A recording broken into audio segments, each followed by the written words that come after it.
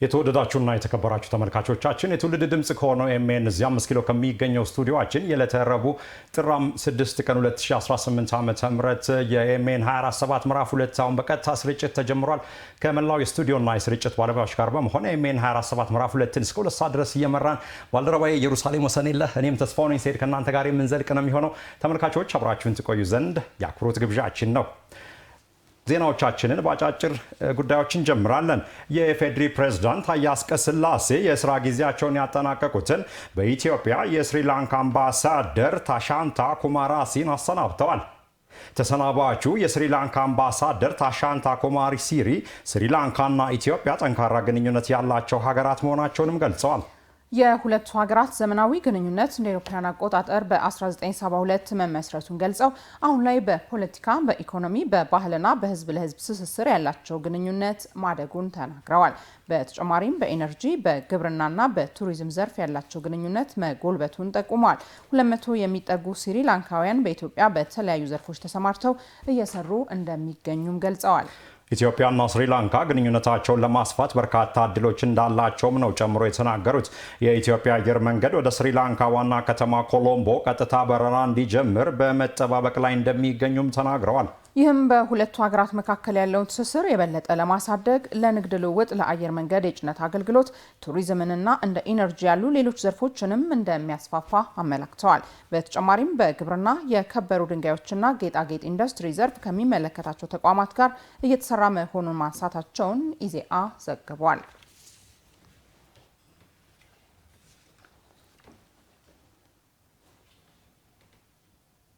የአዲስ አበባ ከተማ ከንቲባ አዳነች አቤቤ በበጎ አድራጎት ስራዎቹ የሚታወቀውን ማስተር አብነት ከበደን ጠይቀው በቶሎ ከህመሙ እንዲያገግም መልካም ምኞታቸውን ገልጸውለታል። ከንቲባዋ በማህበራዊ ትስስር ገጻቸው ባስተላለፉት መልእክት ማስተር አብነት ለወጣቶች ያለውን ተምሳሌትነት በመግለጽ በማህበራዊ በጎ አድራጎት ስራ ለብዙ ወጣቶች ምሳሌ የሆንከው ማስተር አብነት ከበደ ፈጣሪ አምላክ ሙሉ በሙሉ እንዲፈውስህ ጸሎታችን ነው ብለዋል። ያንተ አርአያነት በርካታ በጎ አድራጊ ወጣቶችን ማፍራት የሚያስችል ነው ብለዋል። ማስተር አብነት በብዙዎች ዘንድ ለተቸገሩ ወገኖች በመድረስና በተለይም በጎዳና ላይ ያሉ ወገኖችን በማንሳት የሚታወቅ ቅን ኢትዮጵያዊ ነው።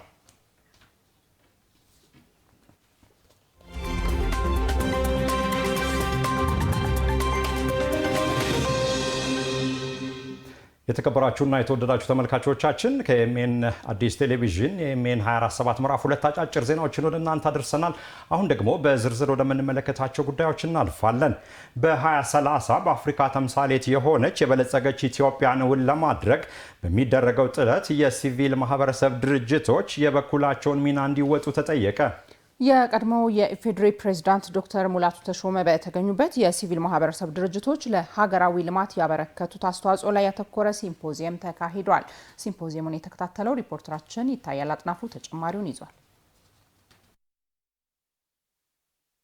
በኢትዮጵያ የሚንቀሳቀሱ የሲቪል ማህበረሰብ ድርጅቶች ለሀገራዊ ልማት ያበረከቱት አስተዋጽኦ ላይ ያተኮረ ሲምፖዚየም በሸራተን ሆቴል ተካሂዷል። ቤዛ ፖስተሪቲ የተሰኘ ሀገር በቀል የልማት ድርጅት 25ኛ ዓመት የምስረታ በዓሉን ምክንያት በማድረግ ባዘጋጀው በዚህ መርሃ ግብር ከፌዴራልና ከክልሎች የሚመለከታቸው ባለድርሻ አካላት ተሳትፈዋል። ከ25 ዓመታት በፊት በኮምቦልቻ ከተማ የተመሰረተው ይህ ሀገር በቀል የልማት ድርጅት አድማስና ተደራሽነቱን በማስፋት በሁሉም የሀገሪቱ አካባቢዎች በጤና፣ በወጣቶች ኢኮኖሚ ልማት፣ በማህበራዊ ጥበቃና ለችግሮች ሀገር በቀል መፍትሄ ማፈላለግ ላይ አተኩሮ የሚሰራ መንግስታዊ ያልሆነ ሀገር በቀል የልማት ድርጅት መሆኑ ተገልጿል። የዛሬ ትጋት ለነገ ውጤት በሚል መሪ ሀሳብ በተካሄደው በዚህ መድረክ መልእክት ያስተላለፉት የቀድሞ የኢፌዴሪ ፕሬዝዳንት ዶክተር ሙላቱ ተሾመ በምንሰራባቸው ዘርፎች ሁሉ ሀገራዊ ልማት ላይ በቁጭት መንቀሳቀስ እንደሚገባ አስገንዝበዋል። ጥሩ ዝግጅት ነው የነበረው። ለሀገር መቆርቆር፣ ለሀገር እድገት መጨነቅ ለምንድን ነው ፈጥነን ያላደግ ነው? ያን ያህል ርቀት ያለው ታሪክ እያለን ለምን ኋላ ቀረን የሚለው ሊያስጨንቀን ይገባል። አዚ ሴም ታይም ግን ኋላ የቀረነው ሳይንሳዊ ትንታኔን መሰረት ያደረገ ቢሆን የበለጠ ያችን ቀዳዳ ያችን ጋፕ እየደፈን ብንሄድ ሁለተኛ ጥፋት ሁለተኛ መርሳት እንዳይሆን ቀጣዩን ትውልድ እያስተማርንበት እንሄዳለን ብዬ ገምታለሁ። የጤና ሚኒስትር ዴኤታ ዶክተር ደረጀ ዱጉማ በኩላቸው ቤዛ ፖስተሪቲ የኤችአይቪ ስርጭትን በመግታት የሴት ልጅ ግርዛትና መሰል ጎጂ ልማዳዊ ድርጊቶችን በመከላከልና በሌሎችም ጤና ጥበቃ ዘርፎች ላይ የመንግስት አጋር በመሆን ከፍተኛ አስተዋጽኦ ማበርከቱን ገልጸዋል። በ2030 በአፍሪካ ተምሳሌት የሆነች የበለጸገች ኢትዮጵያን እውን ለማድረግ በሚደረገው ጥረት ሁሉም የሲቪል ማህበረሰብ ድርጅቶች እንዲሁ የበኩላቸው ሚና እንዲወጡ አሳስበዋል። ውጤታችን የዛሬ ትጋታችን ላይ በእጅጉ ይመሰረታል። አገራችን ኢትዮጵያ በ2030 እንደ ፈረንጆቹ አቆጣጠር የአፍሪካ የብልጽግና ተምሳሌት ለመሆን ባቀደችው እቅድ መሰረት መንግስት ብቻ ሳይሆን አጠቃላይ ማህበረሰብ በተለይ ደግሞ አገር በቀል ሲቪክ ማህበራት ከፍተኛ አስተዋጽኦ እንዳላቸው እናውቃለን። በኢትዮጵያ የሚንቀሳቀሱ የሲቪል ማህበረሰብ ድርጅቶች የልማት ክፍተቶችን በመለየትና በመሙላት ለሀገር ሁለንተናዊ ብልጽግና አበርክቷቸውን አጠናክረው መቀጠል እንዳለባቸውም በመድረኩ ተገልጿል። ድርጅታችን ባለፉት 25 ዓመታት ተደራሽ ያልሆኑ የማህበረሰብ ክፍሎች ጤናቸው እንዲጠበቅ፣ ኢኮኖሚያዊ አቅም እንዲጎለብት፣ ስራ ሰርቶ ውጤት ማስመዝገብ የሚቻለው በተደላደለ ሁኔታ ውስጥ ብቻ ሳይሆን በተግዳሮቶች ውስጥ ሆኖ መስራት የላቀ ግብን ማሳካት እንደሚቻል በተግባር የተማርንበት ሆነው አልፈዋል።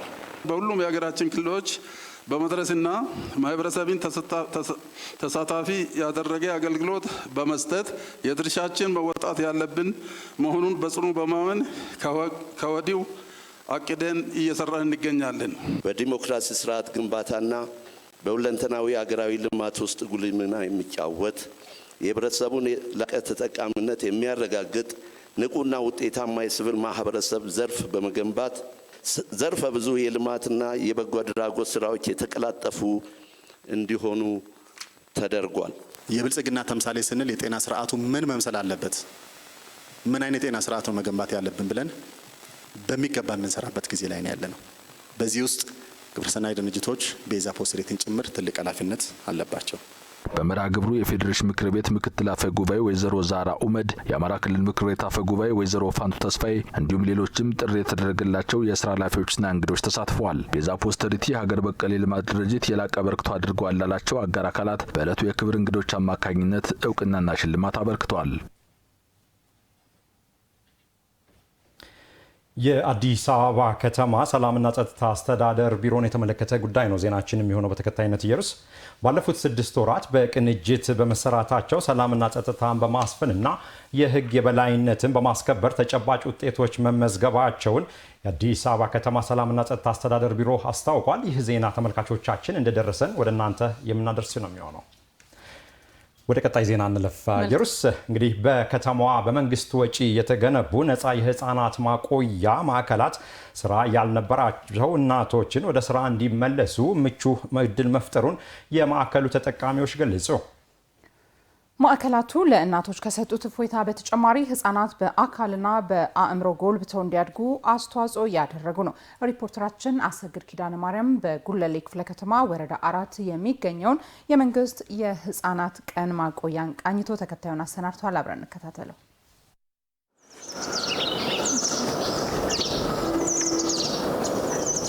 የማለዳው አጎ ስትፈነጥቅ በርካቶች የዕለት ጉርሳቸውን ለማሟላት በጠዋቱ ወደ ስራ ይሰማራሉ። ወላጆች ደግሞ ልጆቻቸውን ወደ ትምህርት ቤት ለመላክ ያሰናዳሉ። ዛሬ ማልደን በጉለሌ ክፍለ ከተማ ወረዳ 4 በተለምዶ ስሙ ቀጨኔ መድኃኔዓለም በሚባለው አካባቢ ተገኝተናል። እዚህም የተገኘንበት ምክንያት ደግሞ አንዲት እናት ልጇን እንዴት አድርጋ አሰናድታ ወደ ቀን ማቆያ እንደምትልክ ልንመለከት ወደናል። ማማ ተነሽ፣ ሰዓት ደርሷል፣ ተነሽ። እናት ብሩክታይት እንዳለና 3 ልጆቿ ህይወትን በዚች የዘመመች አነስተኛ ጎጆ ይመራሉ። የህይወት ትግል ፈታኝ የሆነባት ብሩክታይት ልጆቿን የሚጠብቅላት ባለማግኘቷም ለረጅም ጊዜ ስራ ፈታ ስለመቆየቷ ትናገራለች። አቤት፣ ሰላም አደራችሁ። እንዴት አደራችሁ? እግዚአብሔር ይመስገን። ልጆች በማሳደግ ምክንያት እውነቱን ስነግር ስራዬን አቆሚያለሁ። እነዚህን 3 ልጆች አሉኝ። እነዚህን ልጆች ለማሳደግ ብቻዬን ስለማሳድጋቸው የበፊት ስራዬን አቆሚያለሁ። ያው የ9 ወር ልጅ አዝለ ስራ መስራት ይከብዳል። እኔ ስራዬ ውጪ ፀሐይ ላይ ነው። ስለዚህ እሷን አዝዬ መዞር አልችልም ነበር። የተገኘውን ሰርታ የልጆቿን ጉሮሮ ለመድፈን የምትጣጣረው ብሩክታዊት አሁን ወደ ስራ የምትመለስበትን እድል ማግኝታለች። ሞስዳት የመንግስት አሁን ጉለሌ ሴቶችና ህጻናት ያጀመረው የሰራው ለደሃ እናቶች አቅም ለሌላቸው ሊያግዝ ብሎ ለሰራው እዛ ዲኬር ነው የምትውለው ልጄ። ስራዬን አሁን በነጻነት ልጄም ሳትንጋራተትብኝ ሳትጉላላብኝ እሷም እዛ በጥሩ እንክብካቤ ተይዛ እኔም ስራዬን አርጌ በስነ ስርዓት ሁላችንም እንኖራለን ደስ በሚል። ዲኬሩ በመከፈቱ እግዚአብሔር ይመስገን። እኔ እውነት ስነግር ዲኬሩ መጀመሪያ ሁለቱን ልጆቼን ስወልድ ቢከፈት ኖሮ የስራዬን አላቆምም ነበረ። የተገኘውን ሰርታ የልጆቿን ጉሮሮ ለመድፈን የምትጣጣረው ብሩክታዊት አሁን ወደ ስራ የምትመለስበትን እድል ማግኝታለች። 1 ዓመት ከ3 ወር የሆናት ሶስተኛዋ የብሩክታዊት እንዳለ ልጅ መክሊት ተስፋ ቀኗን ምቹ ሆኖ በተገነባውና ሙሉ ወጪው በመንግስት በሚሸፈነው በዚህ የህፃናት የቀን ማቆያ ታሳልፋለች። ልጃችን ይዘን መተናል።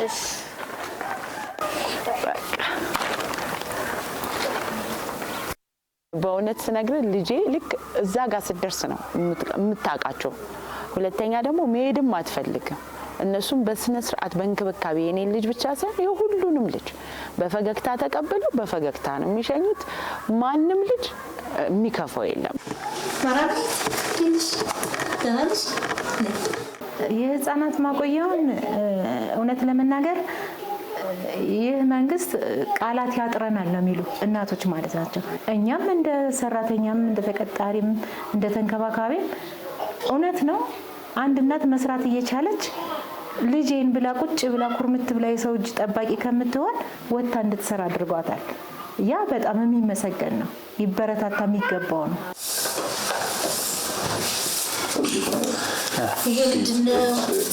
ትልቅ ለውጥ ነው ይሄ ቤት። እኛ በፊት እናውቃለን። ከዛ በኋላ ከተሰራ በኋላ ለልጆቹም ከመጫወቻ ጀምሮ ያለው ጽዳት በጣም ደስ ይላል።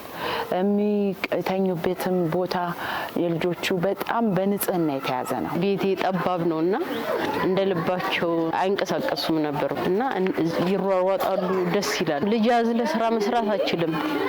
የነሱን ፍላጎት ማሟላት አለብህ።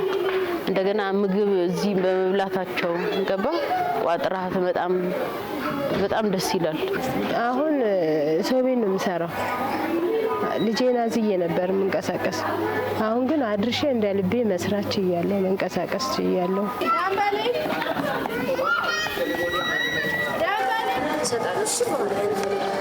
በተቋማችን ውስጥ ለጊዜው 67 ህጻናቶች ናቸው አሁን አገልግሎት እያገኙ ያሉት።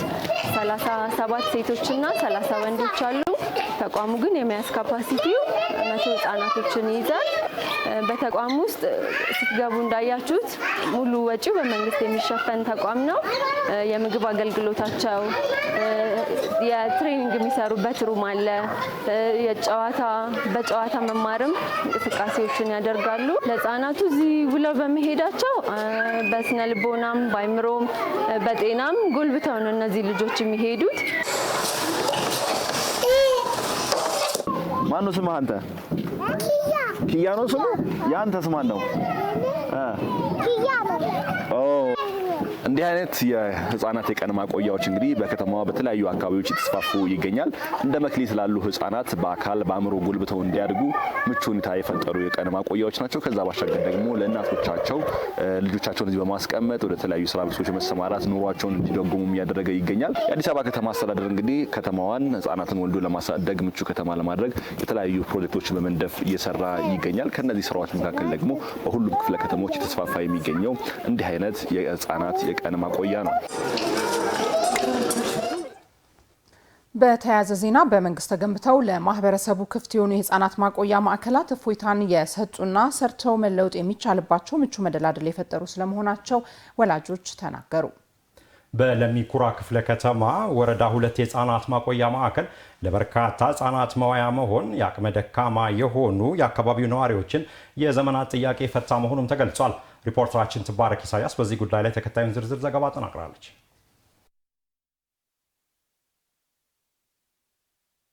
አዲስ አበባ ከተማን ለልጆች ማሳደግ ተመራጭ አፍሪካዊት ከተማ የማድረግ በርካታ ተግባራት እየተከናወነ ይገኛል። ከነዚህ መካከልም በመንግስት ተቋማት ከተመሰረቱ የህፃናት ማዋያዎች ባለፈ ማንኛውም የከተማዋ ነዋሪ በተለይም አቅመ ደካማ ለሆኑ ወገኖች በየክፍለ ከተማው የህፃናት ማዋያ ከፍቶ አገልግሎት መስጠት ከጀመረ ሰነባብቷል። ይህም ወላጆች ካለምንም ክፍያ በነጻ ከሚያገኙት አገልግሎት ባሻገር ልጄ ምን ይሆንብኝ ይሆን ከሚል ስጋት አላቆ የቀን ስራቸውን በነጻነት መከወን የሚችሉበትን ምቹ መደላድል ፈጥሯል። አዲስ ሚዲያ ኔትወርክ ቅኝት ባደረገበት ለሚኩራ ክፍለ ከተማ ወረዳ 2 በሚገኘው የህፃናት ማቆያ ማዕከል የተመለከተውም ይህንን ነው። እሺ ሰላም ናችሁ? እንዴት ናችሁ? ሰላም ናችሁ? በምድብ ነው የምሰራው። ዛሬ ልጆች በመቀበል ነው። ስለዚህ ከ1 ሰዓት ተኩል እስከ 3 ሰዓት ተኩል እስከ 3 ሰዓት ድረስ ልጆች እየተቀበልኩ እገኛለሁ። ይሄ ነው ብዬ ልነግርሽ አልችልም። ልጅ ፍቅር ነው። በደስታ ነው የምሰራው። እኔ በጣም ደስተኛ ነኝ።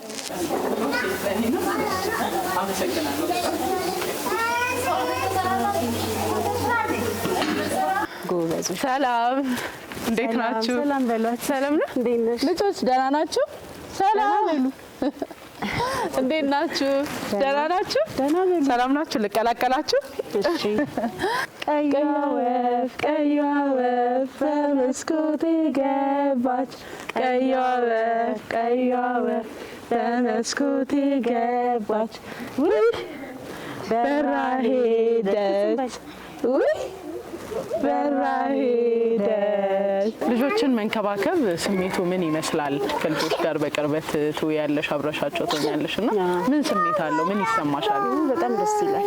በጣም ደስተኛ ነኝ።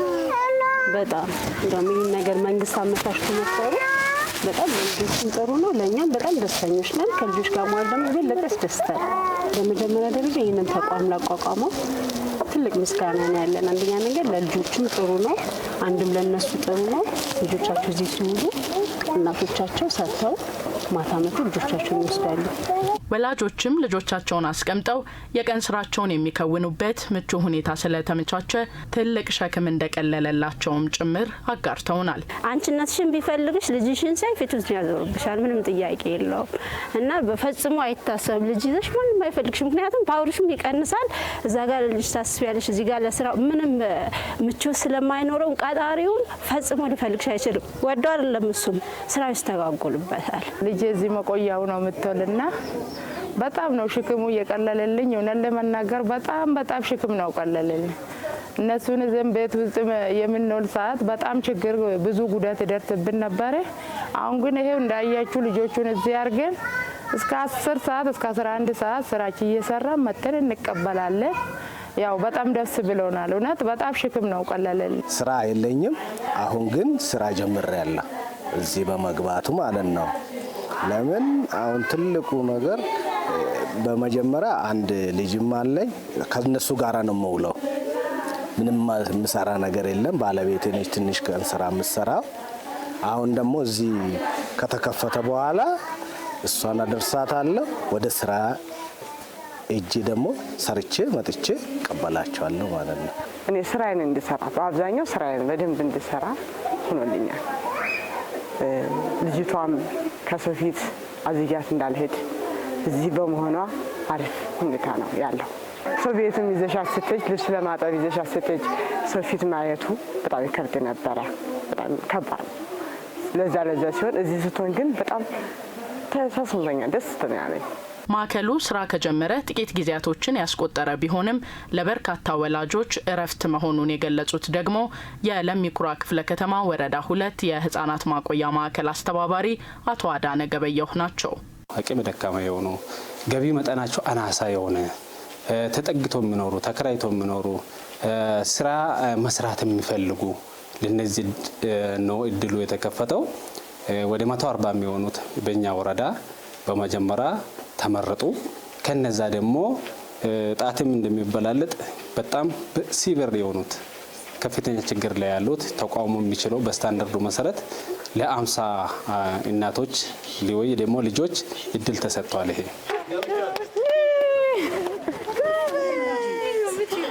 ጎበዞች ልጆች ጎበዞች ወላጆች ልጆቻቸውን እዚህ በማስቀመጥ የዕለት ስራቸውን ለመከወን ሌሎች ስራዎችንም ለመስራት ፋታ እንዳገኙ በዚህም ደግሞ ትልቅ እፎይታን እንዳገኙ ምስክርነታቸውን ሰጥተዋል።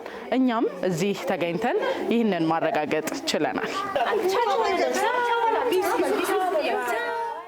ተመልካቾቻችን ከአዲስ ሚዲያ ኔትወርክ ኤኤምኤን በቀጥታ የሚተላለፍላችሁን ኤኤምኤን 24/7 ምዕራፍ 2 ነው በመከታተል ላይ ያላችሁት። ከኛ ጋር ስለሆናችሁ እጅግ አድርገን እናመሰግናለን። ቀደም ሲል የጠቆምናችሁ ዜና ዝርዝር አሁን ደርሶናል። መግቢያውን እናስታውሳችሁ። ባለፉት 6 ወራት በቅንጅት በመስራታቸው ሰላምና ጸጥታን በማስፈንና የህግ የበላይነትን በማስከበር ተጨባጭ ውጤቶችን ማስመዝገባቸውን የአዲስ አበባና የሸገር ከተማ አስተዳደሮች አስታወቁ። የአዲስ አበባ ከተማ ሰላምና ጸጥታ አስተዳደር ቢሮ እንዲሁም የሸገር ከተማ ሰላምና አስተዳደር ጽሕፈት ቤት የ6 ወራት የሰላምና ጸጥታ የህግ ማስከበር ስራዎችን ገምግመዋል። ተመስገን ይመር በዝርዝር ተመልክቶታል።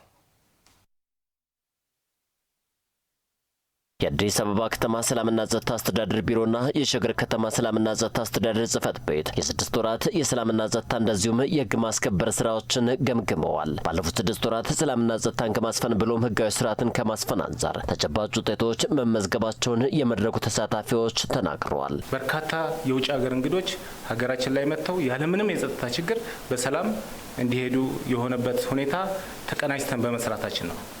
ሌላው በርካታ ህዝብ የታደመባቸው እንደ እሬቻ እንደ መስቀል ኢቭን ታላቁ ህዳሴ ግድብ መጠናቀቅን አስመልክቶ የተደረጉ ሰላማዊ ሰልፎች በሰላም እንዲጠናቀቁ ህዝባችንን የጸጥታ ባለቤት ማድረግ በመቻላችን ትልቅ ውጤት ያገኘንበት ነው። መቀናጀታችን ብቻ ከዚህ በፊት እዛም እዚህም እያሉ ሲያስቸግሩ የነበሩ ጸረ ሰላም ኃይሎች ይሄን በማድረጋችን ብቻ የመጣው ፎይታ ሰፊ ነው።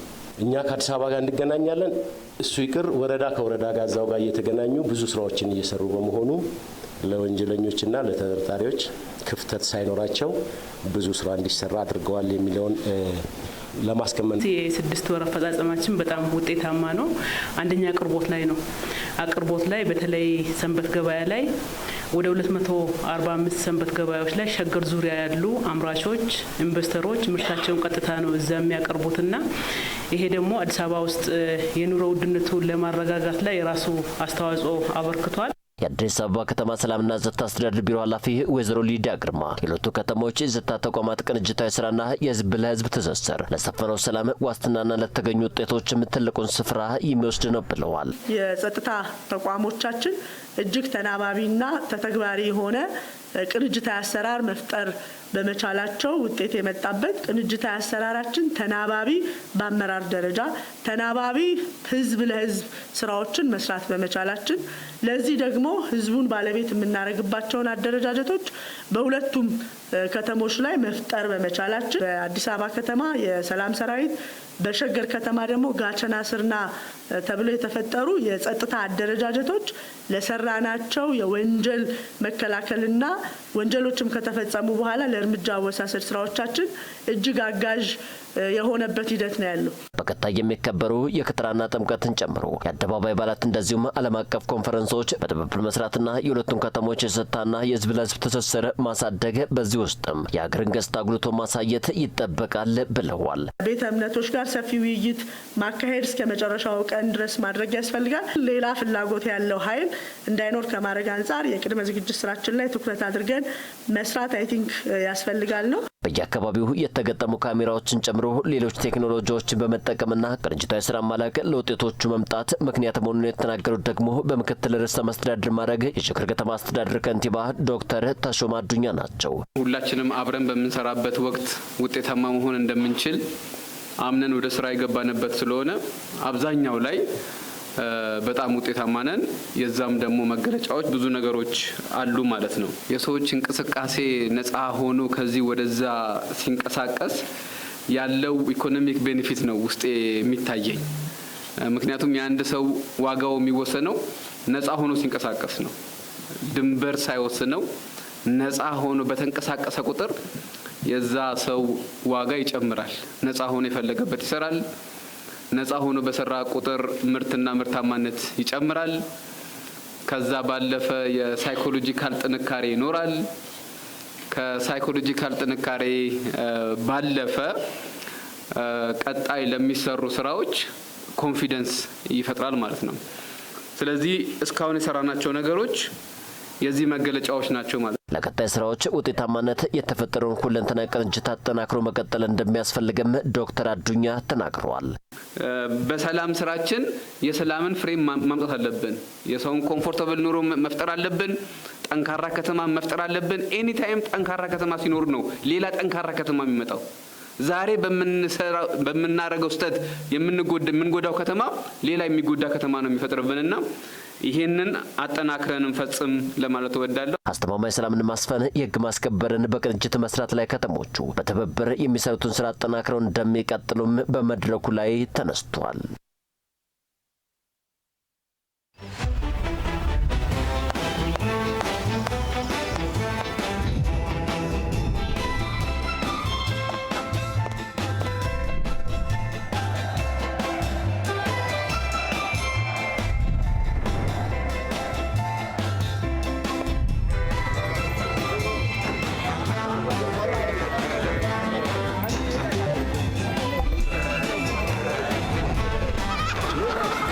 የበዓል ድምቀት ዝግጅቱ ነው።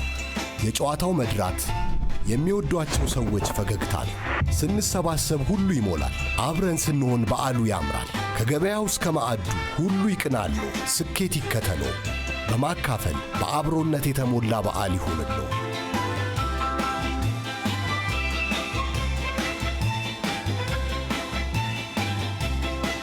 መልካም የገና በዓል።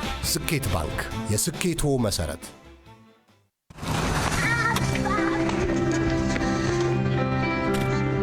በብዙዎች መታመን ብቻ ሳይሆን ብዙዎች የሚተማመኑበት ሆኖ መዝለቅ የታላቅ ጥረት ወርቃማ ፍሬ ነው።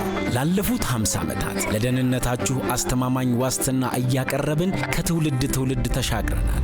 ለህልሞቻችሁ መከታ፣ ለቤተሰባችሁ ደህንነት አለይታ፣ ለንግድ ለንብረታችሁ ብርቱ መተማመኛ እየሆንን የነገን ዋስትና ዛሬ ላይ ያጸናን በያላችሁበት ተደራሽ ሆነን ፈጣኑን የመድን አገልግሎት ማቅረባችንን ቀጥለናል። በልባችሁ ደህንነትን፣ በፊታችሁ ላይ ፈገግታን እያደመቀን ላለፉት 50 ዓመታት ዘልቀናል። በካበተ ልምዳችን ላይ ብቃትን ጨምረን የመድን አገልግሎታችንን ከመጪው ዘመን ጋር አዘምነን በተሻለ አቅም ልናገለግላችሁ ተዘጋጅተናል። ስኬቶቻችንን እየዘከርን የወደፊቱን እንቀይሳለን። የነገን ዋስትና ዛሬ ላይ ያጸና አስተማማኝ አጋሩ የኢትዮጵያ መድን ድርጅት።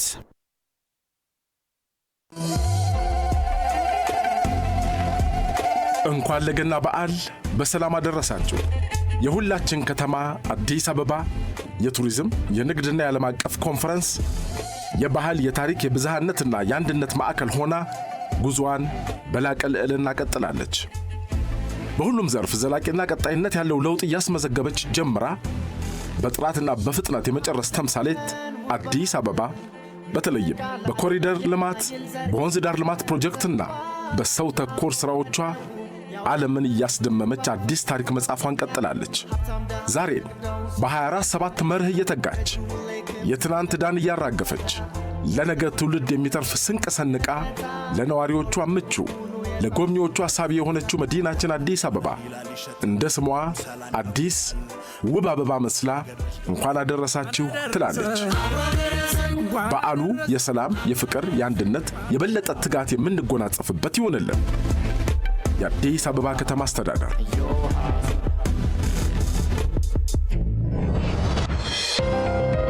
በግብዓት ባይደጎሙ በምገባ ባይደጎሙ ዛሬ እኛ ልጆች ትምህርት ቤት ነበሩ ወይ?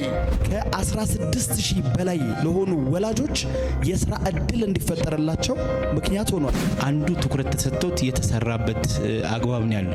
ስኩል ፊዲንግ ኢንተርቬንሽኑ እስከ ቀዳማይ ልጅነት መርሃ ግብር ውስጥ ይገባል።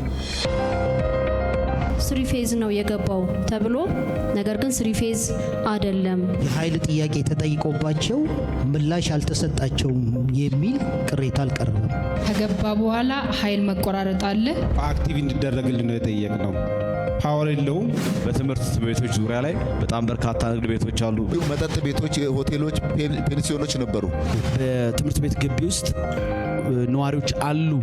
በሂደትም ስታንዳርድ ሚት እንዲያደርጉ አልተቋቋሙም ትምህርት ቤቶች። ራሳቸው ይከታተላሉ፣ ይቆጣጠራሉ? መቅጣት ያለባቸውንስ ይቀጣሉ ወይ? ቦታው ላይ ክልከላ ማድረግ የሚታሰብ ከሆነ ክልከላ መፍትሄ ላይሆን ይችላል። ተማሪ ያሌላቸው ወላጆች ጭምር ወተመ ሆኖ ሲያገለግሉ የነበረ ስኩል ሞዴል አልተደረገም። እናሳያቸዋለን ለመምህራን ማህበር። በጣም ዋጋ እያስከፈለን ነው ያለው። ሰነዶች ርክክብ ስናደርግ ዋርካ ላይ የሰጡ ፊድባኮችን አንብበናል። በፈረቃ ይመጣል ነው ወይስ ሙሉ ለሙሉ አይመጣም? ቅዳሜና እሁድ መምጣቱን ብቻም ሳይሆን ማታ ማታ የሚመጣበት ሂደቶች አሉ። የከተማ አስተዳደሩ ሚኒመም ለትምህርት ቤቶች ከ3 እና ከ4 በላይ ሮቶ ገዝቶ ፕሮቫይድ አድርጎናል። በጣም ምስጋና አለን። ትምህርት ቤቶቻችን ውስጥ እየተቆፈረ ለትምህርት ቤቱም ለአካባቢ ማህበረሰብ እየተረፍን ያለንበት ሁኔታ ነው። ቦታዋ በጣም ትምህርት ቤቷ ትንሽ ነች። እሱ ግንባታ መቼ ነው የሚጠናቀቀው? እዛው ክፍለ ከተማ ላይ ተመልሶ የፈረቃ ትምህርት ሲመጣ እናያለን። ትምህርት ነፃና ግዴታ ነው። አልቀበልም ብሎ መከልከል አይችልም።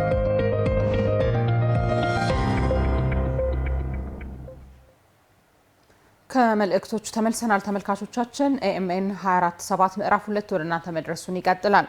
በኢትዮጵያ ያለውን የተፈጥሮ ጸጋ ከቴክኖሎጂ ጋር በማዋደድ የመጪውን ትውልድ የምግብ ዋስትናን ለማረጋገጥ በትኩረት እየተሰራ ይገኛል።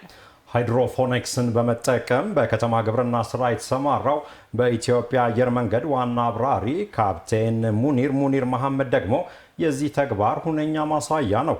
ባልደረባችን ራሄል አበበ ከካፕቴኑ ጋር ቆይታ አድርጋ ተከታዩን ዝርዝር ዘገባ አጠናቅራለች። በሀገራችን በተለያዩ ከተሞች እንግዲህ አሁን ላይ የከተማ ግብርና ባህል እየሆነ መጥቷል። በተለይ አነስ ያለ ስፍራን በመጠቀም እንግዲህ የተለያዩ አትክልትና ፍራፍሬዎችን በማምረት የራሳቸውን የምግብ ዋስትና ማረጋገጥ ከዛም ባሻገር የገቢ ምንጭ አድርገው ሲጠቀሙበትም ይስተዋላል። ዛሬ ደግሞ ከዚህ በተለየ መልኩ በተለይ ዘመኑን የሚዋጅ ቴክኖሎጂን በመጠቀም እንግዲህ የተለያዩ አትክልትና ፍራፍሬዎችን ከሚያመርት ካፕቴን ጋር ቆይታ እናደርጋለን። ሰላም፣ እንዴት ነህ? ሙኒር መሐመድ እባላለሁ። A787 እና 777 ዋና አብራሪ ነኝ። ካፕቴን ነህ። ከዛም ባሻገር አሁን ላይ ደግሞ በከተማ ግብርና ሰፋ ያለ ስራ እየሰራችሁ ነውና እንደ ወደዚህ ስራ እንዴት ገባ የሚለው በቅድሚያ እናንሳ። ምክትል አብራሪ እያለሁ ሲንጋፖር የመሄድ እድል ነበረኝና ሲንጋፖር በጣም ትልቅ የመሬት እጥረት አለባቸው፣ ችግር አለባቸው። ስለዚህ እነሱ እንዴት አድርገው የራሳቸውን የከተማቸውን የተወሰነ ፐርሰንት የምግብ ፍጆታ እንደቻሉ ማየት ችያለሁ። ይሄም እንዴት ነው? እያንዳንዷን ያላቸውን መሬት ወደ ፕሮዳክቲቪቲ የሚጨምሩ ቴክኖሎጂ ተጠቅመው ፕሮዳክታቸውን ህዝባቸውን መመገብ ችለዋል። እና ያንን በማይ ጊዜ ውስጤ ትልቅ ቅናት ነው የፈጠረብኝ። ምክንያቱም እነዚህ ሰዎች በዚህ ትንሽ ሪሶርስ ይሄን ያህል ማምረት ከቻሉ እኛ ደግሞ እንደ ሀገር ያለን ሪሶርስ ከፍተኛ ነው፣ ውሃ ችግር የለብንም፣ መሬቱም እርሻ የተመቻቸ ነው እና ይህንን ለመሞከር ደግሞ እድል አገኘው። ስለዚህ የተንቀሳቀሰው ማየት እንችላለን። ሲዱን እነዚህ ትሪዎች ላይ እንዘራለን።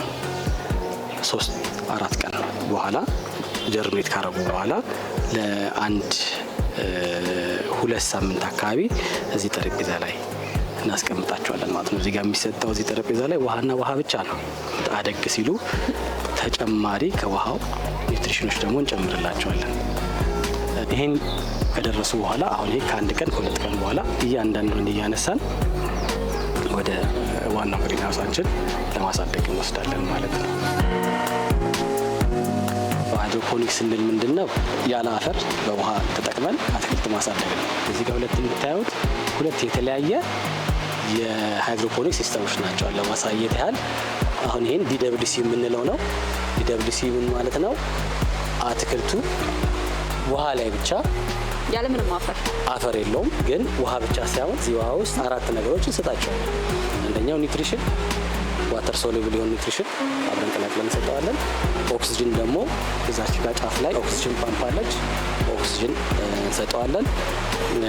ቀጥሎ ደግሞ ሰፖርት እንደምታዩት ይሄ ስታይሮፎርም ፍጭ የምንለው ነው።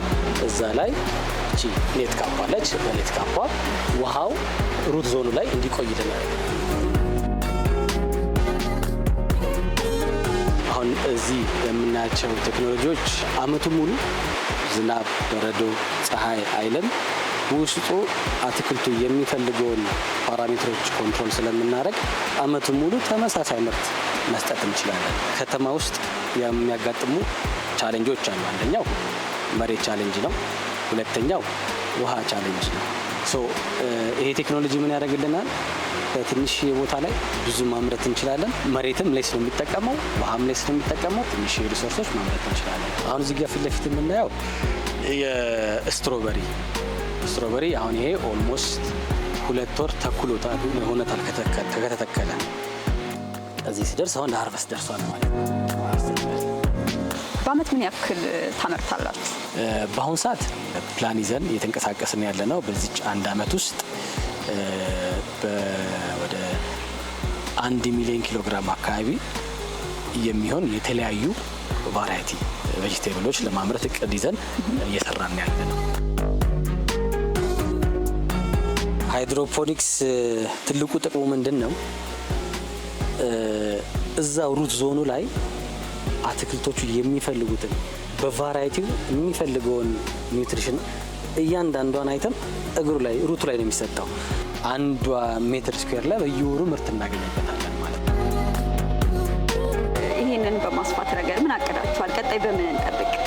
አላማ ብለን ያስቀምጡት ለእኛ ሚሽንና ቪዥናችን ስለ ፉድ ሴኪሪቲ ልጆቻችን ድጋሚ እንዳያነሱ ፉድ ሴኪሪቲ የሚባለውን ነገር የኛ ጄኔሬሽን ጨርሰንላቸው እነሱ የእነሱን ጊዜ ፕሮብሌም ታክል እንዲያደርጉ እንፍቀድላቸው በሚል ተነስተን እየሰራን ያለ ነው።